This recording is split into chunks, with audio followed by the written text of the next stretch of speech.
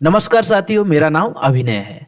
आज मैं मौर्य डायनेस्टी यानी कि मौर्य वंश से संबंधित कुछ वस्तुनिष्ठ प्रश्नों के लेके आया हूँ, वैकल्पिक प्रश्नों को लेके आया हूँ। ये सभी महत्वपूर्ण प्रश्न हैं और जितनी भी महत्वपूर्ण परीक्षाएं हैं उनमें उपयोगी साबित होने वाली हैं। उम्मीद है आप लोगों को ये प्रश्न जरूर पसंद आएंगे और इनके उत्तर भी साथ ही साथ हैं। तो आइए हम शुरू करते हैं बिना समय बर्बाद किए। पहला प्रश्न है इसमें, मौर्य काल में तांबा को क्या कहा जाता था? तो ये डीप स्टडी वाला प्रश्न है। तो तांबे को उस समय भासक कहा जाता था, भासक। इसी प्रकार सेकंड प्रश्न है, इसमें लिखा मौर्य काल में दुर्ग के अध्यक्ष को क्या कहा जाता था? लगभग आज हम 90 प्रश्नों को हम देखेंगे और एकदम सही प्रश्नों को देखेंगे जो कहीं ना कहीं बहुत महत्वपूर्ण है। तो दुर्ग के अध्यक्ष को कहा जाता था, अर्थशास्त्र में ये इसका वर्णन किया गया है। तो दुर्ग के अध्यक्ष को अंतपाल कहा जाता था। ऐसे तीसरा प्रश्न है, मौर्य काल में शासन व्यवस्था का स्वरूप कौन था? शासन व्यवस्था यानी कि जो सिस्टम था वो कैसा था? जैसे अगर हम प्रजातंत्रात्मक की बात करें तो प्रजातंत्रात्मक तो होगा नहीं, ना ही धर्माधारित था, कोई धर्मगुरु नहीं चलाता था उसको। तो राजतंत्रात्मक था। उसका पहला राजा कौन था? उसका पहला राजा चंद्रगुप्त मौर्य था।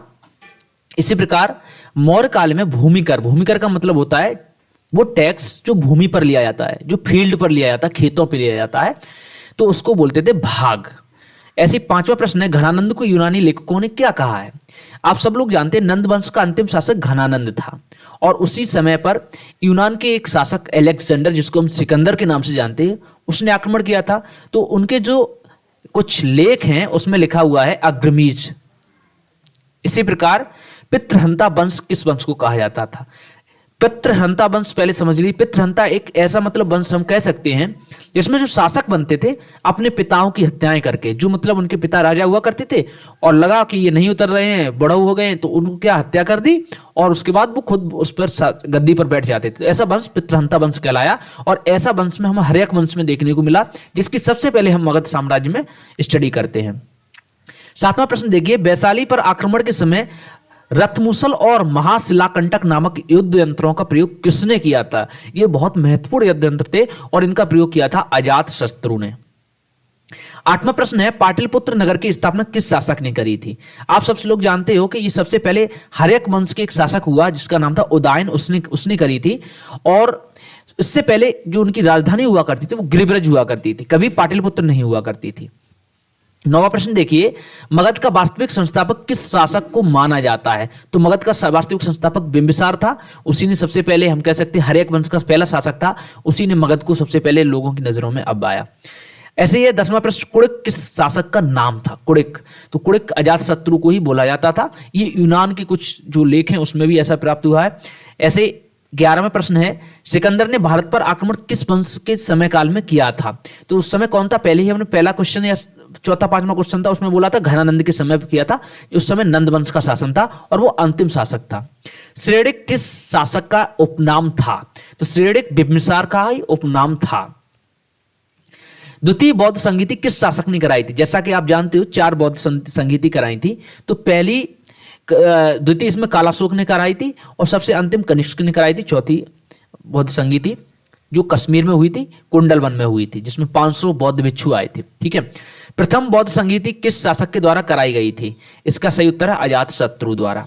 अजातशत्रु द्वारा। ऐसी अशोक की मृत्यु कब हुई थी?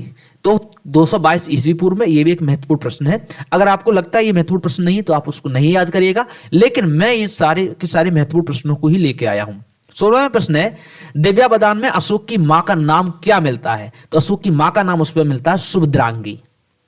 17वां प्रश्न है, महाबोधि वंश में अशोक की पत्नी का क्या नाम मिलता है? अशोक ने कई शादियां करी थी, तो उसमें महाबोधि वंश एक जो उपन्यास, मतलब हम कह सकते हैं बौद्ध ग्रंथ है, उसमें अशोक की पत्नी का क्या नाम मिलता है? उसमें मिला है वेदिस महादेवी।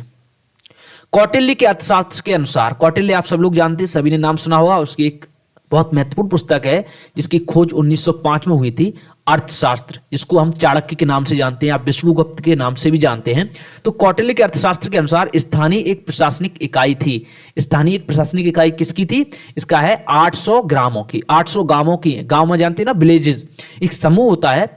800 विलेजेस की एक इकाई, उसको बोलते थे स्थानीय। ऐसी 19 में है, राजदूत डायोनिसियस किसके दरबार में आया था? एक यूनानी राजदूत था, यूनान से आया हुआ राजदूत था।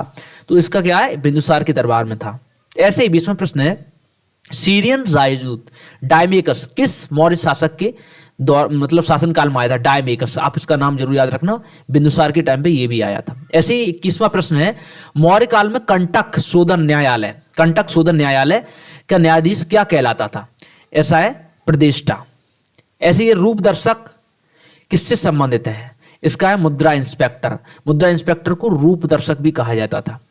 ऐसे ही 23वां प्रश्न है, मौर्य प्रशासन में लक्षणाध्यक्ष क्या था? तो वो है टकसाल का अध्यक्ष, टकसाल का अध्यक्ष। कुछ इंपोर्टेंट प्रश्न है, उनको याद थोड़ा रखना पड़ता है, नहीं भी अर्थ पता होता तब भी उसको रखना पड़ता है। ऐसे ही कौटिल्य की पुस्तक का क्या नाम था? पहले ही हमने बात बता दिया, अर्थशास्त्र का था। हालांकि ये इकोनॉमिक्स नहीं थी, अर्थशास्त्र को इंग्लिश में इकोनॉमिक्स बोलेंगे, जो धन फाइनेंस से संबंधित बात करता है, बट इसमें फाइनेंस की बात नहीं करी गई है, इसमें सिर्फ और सिर्फ राजनीति की बात करी गई है।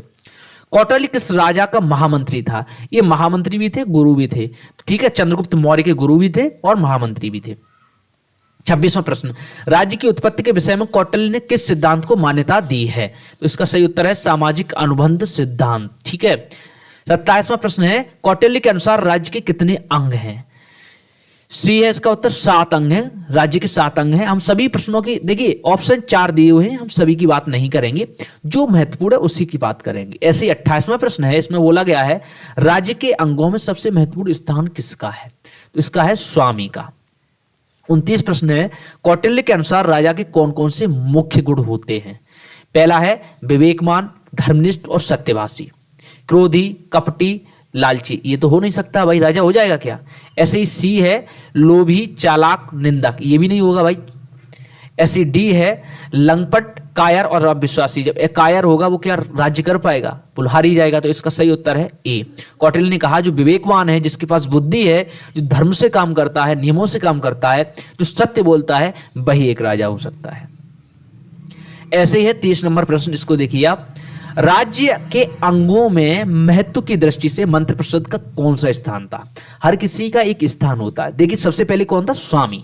राज्य का सबसे पहले नंबर होता है स्वामी, उसके बाद उसके मंत्रियों का, ठीक है। जैसे महामंत्री शुरू होता है, तो महामंत्री कौन थे? कौटिल्य खुद थे। तो दूसरा स्थान होता है सबसे पहले स्वामी, उसके बाद महामंत्री, धीरे धीरे करके सेना, और उसके बाद सबसे लास्ट में होती है अपना जो दास होते हैं, सबसे लास्ट में होते हैं। 31 नंबर, कौटिल्य के अनुसार मंत्रणा किस प्रकार की होनी चाहिए? तो एकदम गुप्त मंत्रणा होनी चाहिए। खुली मंत्रणा होगी तो सब लोग सुन लेंगे, फिर वो मंत्रणा ही किस बात की? ये तो चौराहे पे बात करने जैसा हुआ, ठीक है। 32 नंबर प्रश्न है, कौटिल्य के अनुसार प्रशासनिक कार्यों का किसका नियंत्रण होना चाहिए? तो प्रशासनिक कार्यों पर किसका नियंत्रण होना चाहिए? राजा का होना चाहिए। राजा को किन साधनों द्वारा कर्मचारियों के आचरण तथा क्रियाकलापों का ज्ञान होना चाहिए? कौन से आधार पर उनके आचरण और क्रियाकलापों का ज्ञान कर ले, जिससे कि वो कभी हमारे प्रति विद्रोह ना करें, वो हमारे जो आदेश है उसकी अवहेलना ना करें, हमारे खिलाफ कोई षड्यंत्र ना रचें। तो उसका क्या गुप्तचर रखे जाते हैं। गुप्तचर गया, आपका काम करेगा, मान लीजिए आप उसके कोई कर्मचारी हैं तो आपका नौकर बना के भेज दिया, वो आपको खाना देगा, लेकिन पता ही नहीं चलेगा आपका ये गुप्तचर है। तो ऐसे करके गुप्तचरगिरी करी जाती थी। कौटिल्य के अनुसार न्यायालय कितने प्रकार के होते हैं? जैसे आज के समय में रॉ एजेंट ना, उस समय गुप्तचर हुआ करते थे। कौटिल्य के अनुसार न्यायालय कितने प्रकार के होते हैं? तो 2 प्रकार के होते हैं। कौटिल्य ने अपराधियों के लिए कितने प्रकार के दंडों की व्यवस्था करी थी? तो 3 प्रकार के दंडन की व्यवस्था करी, जिसमें मृत्युदंड सबसे पहले था। 36 नंबर, कौटिल्य द्वारा प्रतिपादित अर्थव्यवस्था के कितने मुख्य सिद्धांत हैं? तो इसके मुख्य सिद्धांत 2 हैं। 37 नंबर प्रश्न देखिए, कौटिल्य द्वारा प्रतिपादित विदेश नीति कितने लक्षण हैं विदेश नीति के? तो इसका सही उत्तर है सी, 6 लक्षण हैं। कौटिल्य की विदेश नीति में विग्रह का क्या अर्थ है? तो विग्रह का क्या अर्थ है? युद्ध है। विदेश नीति में अगर विग्रह हो गया तो युद्ध हो गया। सरल से प्रश्न है, लेकिन ये देखिए आपको 2 टॉपिक दिए होंगे, मतलब मौर्य साम्राज्य में पूरी डायनेस्टी पढ़ना है, ग्रेट अशोका तक। इसके बाद कौटिल्य का अर्थशास्त्र एक अलग टॉपिक है, और डायमेकस की, मेगास्थनीज की इंडिका है, वो भी पढ़नी होती है, वो अलग है। लेकिन हमारे इसमें टॉपिक में अभी हम केस पे बात कर रहे हैं जो हमारे कौटिल्य थे उसके अर्थशास्त्र की और मौर्य वंश से संबंधित। कौटिल्य की विदेश नीति में यान का क्या अर्थ है? जो विदेश नीति है उसमें यान की बात करिए, जो वास्तविक आक्रमण है उसको यान बोला गया है अर्थशास्त्र के अंदर। ऐसे ही कौटिल्य की विदेश नीति में आसन का क्या अर्थ है? तो उसका मतलब है तटस्थता की नीति, यानी कि आप जो काम करते हो हम उससे बिल्कुल तटस्थ हैं और हम ना उसका समर्थन करेंगे ना हम विरोध करेंगे। उस समय भी जैसे आज हमारे देश हैं, भारत, पाकिस्तान, भूटान, चाइना, जो भी हैं, बांग्लादेश, अमेरिका, चाइना, मतलब जितने भी देश हैं, आज की जैसी विदेश नीति है, उस समय भी कुछ विदेश नीतियां हुआ करती थी। उनके विदेश मंत्री भी हुआ करते थे, महासंधि विग्रह जिनको बोला जाता था, वो संधि भी करते थे और संधि विग्रह भी किया करते थे, युद्ध किया करते थे। ऐसे कौटिल्य की विदेश नीति में संशय का क्या अर्थ है? तो संशय का अर्थ है बलवान का सहारा लेना। कोई बलवान राजा है, उसका सहारा लो और युद्ध करो जाके, तो इसको संशय बोला गया है। कौटिल्य की विदेश नीति में द्वैधी भाव का क्या अर्थ है? द्वैधी भाव का अर्थ है इसमें एक राज्य के प्रति विग्रह करना। ऐसे ही 43 नंबर है, कौटिल्य के अनुसार दुर्ग कितने प्रकार के, दुर्ग जानते हो ना, जो हमारी चार दीवारी हुआ करती थी ऐसे करके, उसके बाहर कुछ ऊंचे ऊंचे टीले टाइप में हुआ करते जिसपे सैनिक रहा करते थे, तो इसको हम दुर्ग बोला गया है। तो दुर्ग कितने प्रकार के हुआ करते थे? 4 प्रकार के। अलेक्जेंडर, जिसको सिकंदर बोलते हैं, कि किस वर्ष हिंदुकुश जो पहाड़ियां हैं उसको पार किया? हिंदुकुश पहाड़ियां वही हमारा जो कश्मीर है उसी के और पास है। तो कब पार किया है? इसका उत्तर है 327 ईस्वी पूर्व में। अलेक्जेंडर का युद्ध किससे हुआ था सबसे पहले? तो आप सब लोग जानते हो, हम सभी ने सुना है, पोरस से सबसे पहले युद्ध हुआ। और जब पोरस अलेक्जेंडर यानी कि सिकंदर से लड़ने गया तो हाथियों के साथ लड़ने गया। जब सिकंदर ने अपने सामने हाथियों को देखा तो वो चकित रह गया, क्योंकि उससे पहले इतना बड़ा कभी जानवर उसने देखा नहीं था। और हाथी इधर थाईलैंड, भारत वगैरह में हुआ करते हैं।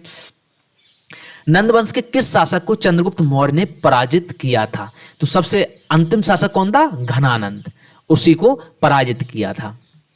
कौटिल्य का यह नाम भी था विष्णुगुप्त, हमने पहले भी बात करी थी, विष्णुगुप्त भी नाम था उसका। चंद्रगुप्त था नहीं, समुद्रगुप्त था नहीं और कुमारगुप्त था नहीं, ये सारे के सारे गुप्त वंश के शासक हैं, जिसकी हमने पहले ही चर्चा कर ली है। गुप्त वंश के जो भी आपको पढ़ने हैं ना ऐसी वैकल्पिक प्रश्न, उनको भी मैंने रख दे रखा है। ऐसे 48 नंबर प्रश्न है, किस ग्रीक सेनापति से चंद्रगुप्त मौर्य का युद्ध हुआ? तो कौन था वो? सेल्यूकस निकेटर पूरा इसका नाम था। ऐसे ही मेगास्थनीज किसके दूत के तौर पर भारत आया था?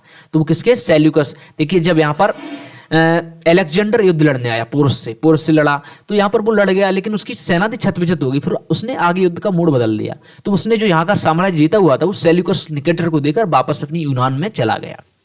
तो सेल्यूकस निकेटर यहाँ का शासक हो गया और उसी ने अपना जो है मेगास्थनीज जो दूत था उसने भारत में भेजा था। 50 नंबर, किस ईरानी शासक ने सर्वप्रथम भारत पर आक्रमण किया था? तो साइरस ने सबसे पहले। डेरियस कोडोमेनियस राजा था ईरान का राजा था डेरियस कोडोमेनियस। ऐसे सिकंदर भारत में कितने माह तक रहा था?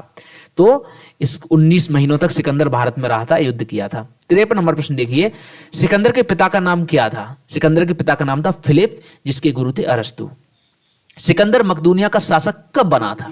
तो शासक बना था कितनी उम्र में बना था? 20 वर्ष की उम्र में बना था। ऐसे ही सिकंदर की मृत्यु कहां हुई थी? तो सिकंदर की मृत्यु हुई थी बेबीलोन में, मलेरिया से। पोरस किस प्रदेश का राजा था? पोरस किसका? कैकस प्रदेश का राजा था। कैकस जो हमारे उत्तर भारत में है उसका ही था। डेरियस किस वंश का शासक था? डेरियस हमने पहले ही बात करनी, ईरान का शासक था। तो वो किस वंश का शासक था? वो था करमाथी वंश का। हालांकि इतना इंपोर्टेंट ये प्रश्न है नहीं। 59 नंबर प्रश्न देखिए, चंद्रगुप्त के पश्चात कौन मौर्य वंश का शासक बना? तो चंद्रगुप्त मौर्य के बाद कौन बना था उसका शासक? बिंदुसार। और बिंदुसार कौन बना? अशोक। ठीक है। चंद्रगुप्त मौर्य ने किस धर्म को अपनाया? तो जैन धर्म को अपनाया चंद्रगुप्त मौर्य ने। बाद के शासकों ने किस धर्म को अपनाया? बौद्ध धर्म को। ऐसे ही है, कौटिल्य ने किस पुस्तक की रचना की थी? पहली बात कर दी, विष्णुगुप्त ने अर्थशास्त्र की रचना करी थी। ऐसे ही एंड्रोकोटस या सेंड्रोकोटस कौन सा शासक है? जो यूनान के जो कुछ ग्रंथ मिले हैं भारत में, जैसे मेगास्थनीज वगैरह रहा, तो उसमें एंड्रोकोटस नाम दिए हुए हैं। तो जो हमारा वो चंद्रगुप्त मौर्य है उसी को एंड्रोकोटस से सेंड्रोकोटस बोला जाता था। जैसे आज हम सिकंदर को हिंदी में सिकंदर बोलते हैं और इंग्लिश में अलेक्जेंडर बोलते हैं, वैसे ही यूनानी लेखक इसको क्या बोल के गए? इसका एक्चुअली नाम है एंड्रोकोटस या सेंड्रोकोटस। सेंड्रोकोटस किसका उपनाम है? चंद्रगुप्त मौर्य का। 63 नंबर क्या है, चंद्रगुप्त मौर्य की पत्नी का नाम क्या था? तो पत्नी का नाम क्या था? हेलेना। 64 नंबर, मौर्य काल में भूमि कर को क्या कहा जाता था? पहले ही हमने बात बोल दिया, भूमि कर यानी कि जो भूमि पर टैक्स लगाया जाता था, भाग कहा जाता था। भारत का मैकियावली किसको कहा जाता है? चाणक्य को। मैकियावली एक बहुत बड़े राजनीतिज्ञ हुए हैं। तो जैसे चाणक्य यहां पर भारत में हुए वैसे ही एक बहुत बड़े राजनीतिज्ञ हुए। ऐसी चंद्रगुप्त मौर्य की सेना कितने भागों में विभाजित थी? तो 4 भागों में विभाजित थी, पैदल सैनिक, घुड़सवारी, हाथी वाले और रथ वाले। 67 नंबर, चंद्रगुप्त मौर्य ने किसे हराकर मौर्य साम्राज्य की स्थापना करी? तो सीधी सी बात है, घनानंद को पहले ही बात कर चुके हम। चंद्रगुप्त मौर्य और सेल्यूकस के बीच युद्ध कब हुआ? सेल्यूकस का जैसे कि घनानंद को हराने के बाद जैसे चंद्रगुप्त मौर्य शासक बना, सेल्यूकस का युद्ध हुआ, सेल्यूकस को चंद्रगुप्त मौर्य ने हरा दिया। तो 307 ईस्वी पूर्व में इसका हुआ था। मौर्य काल में चांदी के सिक्कों को क्या कहा जाता था? इसको कारसापड़ कहा जाता था। 70 नंबर प्रश्न देखिए, मौर्य काल में सोने के सिक्कों को क्या कहा जाता था? तो मौर्य काल में भासक कहा जाता था। ऐसे 71 नंबर प्रश्न देखिए, चंद्रगुप्त मौर्य अपने अंतिम समय में कहां चला गया था? श्रवणबेलगोला, अंतिम समय में श्रवणबेलगोला जो दक्षिण में एक जगह का नाम है, वहां चला गया था और वहीं उसने अपने प्राणों को त्याग किया था। चंद्रगुप्त मौर्य का आध्यात्मिक गुरु कौन था? तो अध्यात्म का भद्रभाव से इन्होंने दीक्षा ली थी जैन धर्म की। चंद्रगुप्त मौर्य ने किस विधि द्वारा प्राण त्यागे थे? तो सल्लेखना विधि द्वारा। सल्लेखना विधि एक होती है, समाधि नहीं ली थी, अग्नि विधि से नहीं, जल में नहीं डूबा था, ऐसे करके उसने सल्लेखना जो एक विधि है उससे प्राण त्यागे थे। विष्णुगुप्त किसका नाम था? चाणक्य का नाम था। सौराष्ट्र यानी कि गुजरात में सुदर्शन झील का निर्माण किसने करवाया था? तो चंद्रगुप्त मौर्य ने ही करवाया था। बहुत बड़े बड़े काम करवाए थे मौर्य साम्राज्य ने। चंद्रगुप्त किस धर्म का अनुयायी था? तो ये जैन धर्म का अनुयायी था, पहले ही हमने बात कर ली। कुछ प्रश्न रिपीट हो रहे हैं, उनको अब माइंड मत लेना। ऐसे ही डाकुओं का गिरोह जस्टिन ने किस सेना को कहा है? डाकुओं का गिरोह कहा है चंद्रगुप्त मौर्य। सैंडोकोटस की पहचान चंद्रगुप्त के रूप में किसने की थी? कौन सा, मतलब हम कह सकते हैं बहुत बड़ा इतिहासकार हुआ। तो विलियम जोन्स ने सबसे पहले जब यूनानी ग्रंथों को पढ़ा, उस समय की ग्रंथों को पढ़ा, तो उसने पहचान की। जब उसकी स्टोरी सेम मिली और इंडिया के कुछ जो स्टोरी राइटर थे उनकी सेम मिली, तो उसने कहा ये जो सैंडोकोटस है वही चंद्रगुप्त मौर्य है। मौर्य काल में सीताध्यक्ष को क्या कहा जाता था? तो सीताध्यक्ष को कहा जाता था कृषि से। अशोक के अभिलेख किस लिपि में है? अशोक के अभिलेख ब्राह्मी लिपि में प्राप्त हुए। किसने सबसे पहले अशोक के अभिलेखों की भाषा को पढ़ा? तो जेम्स प्रिंसेप ने सबसे पहले अभिलेखों को पढ़ा, जो उन्होंने अभिलेख लिखवाए थे। तो जेम्स प्रिंसेप जो एक इंग्लिश इतिहासकार थे, पुरातत्वविद थे, उन्होंने सबसे पहले लिपियों को पढ़ा उसकी। इससे पहले किसी ने नहीं पढ़ पाया। देवनाम पियदस्य किसे कहा गया है? देवनाम पियदस्य किसको कहा गया है? तो अशोक को कहा गया है। किस वर्ष कलिंग का युद्ध हुआ? तो कलिंग का युद्ध कब हुआ? 261 ईस्वी पूर्व में। किस स्थान पर युद्ध के पश्चात अशोक ने शांति को राज्य नीति बनाया? सी कलिंग। कलिंग से आपको मालूम है 13वां जो अभिलेख है अशोक का 13वां अभिलेख, उसमें कलिंग युद्ध के बारे में बताया गया है। वो कई लाख लोगों की हत्याएं करी थी, कई लाख लोग बंदी बनाए गए थे, कई लाख लोग बेघर हो गए थे। तो ये देख कर अशोक थोड़ा विचलित हो गया। उसके बाद उसने बौद्ध धर्म हम कह सकते हैं अपना लिया, और जो राज्य था उसमें एकदम शांति फैला दी, एकदम विराग सा हो गया। ऐसे ही मौर्य साम्राज्य की मुद्रा का क्या नाम था? तो मौर्य साम्राज्य की मुद्रा को पड़ कहा जाता, जैसे अभी हम रुपया बोलते हैं ना, उस समय पड़ कहा जाता था। प्रश्न खत्म होने वाले हैं, 90 प्रश्न है। निम्नांकित में किस अभिलेख में मौर्य साम्राज्य की अकाल सहायता का वर्णन मिलता है? मतलब अकाल पड़ा था और तब मौर्य साम्राज्य में सहायता करी गई थी। तो सौधोरा अभिलेख में इस बात का वर्णन मिलता है। ऐसे ही 87 नंबर प्रश्न देखिए, किस शिलालेख में अशोक के धम्म का सारांश उल्लिखित है? 11वें अभिलेख में धम्म के बारे में चर्चा करी गई। ये देखिए, पहली जैन परिषद कहां हुई थी? तो सबसे पहली जैन परिषद हुई थी पाटलिपुत्र में, पटना जो आज बोलते हैं। अशोक का सबसे प्रसिद्ध स्तूप कहां है? तो सबसे प्रसिद्ध स्तूप सांची में हुआ। सांची में हम लोग सभी जानते हैं। अशोक ने कलिंग पर आक्रमण कब किया? तो 261 ईस्वी पूर्व में अशोक ने कलिंग पर आक्रमण किया, जिसमें बहुत सारे लोग मारे गए। फिर बता दे रहा हूं, 13वें अभिलेख में इसकी चर्चा करी गई है। अशोक की मृत्यु कब हुई थी? तो इसका सही उत्तर है 232 ईस्वी पूर्व में अशोक की मृत्यु हुई थी। अशोक ने श्रीलंका में धर्म प्रचार के लिए भेजा था। महेंद्र इनका बेटा था और संघमित्रा इनकी बेटी थी। इनको इन्होंने चीन में भी भेजा था और श्रीलंका में भी भेजा था। कौन सा? बौद्ध धर्म को प्रचार करने के लिए, क्योंकि बौद्ध धर्म को ये मानने लगे थे लास्ट में। तो ये थे हमारे सारे प्रश्न। इसके अलावा मैं गुप्त साम्राज्य यानी कि गोल्डन एरा ऑफ इंडिया, जिसको इतिहास जानता है, उसके बारे में भी मैं पहले से ऑब्जेक्टिव प्रश्नों को दे चुका हूं। आप उनको जाके जरूर पढ़िए। ये बहुत सारे देखिए बीएस सेमेस्टर के एग्जाम है, बहुत सारे विश्वविद्यालय वैकल्पिक करा रहे हैं, ऑप्शनल करा रहे हैं, तो उनके लिए बहुत फायदेमंद है। इसके अलावा जो कॉम्पिटिशन की आप तैयारी कर रहे हैं उसके लिए बहुत महत्वपूर्ण है। उम्मीद है आपको समझ में आया होगा, और आगे इसी प्रकार की सीरीज से जुड़े रहने के लिए आप मुझे जरूर ज्वाइन करिए। इसी के साथ साथ थैंक यू।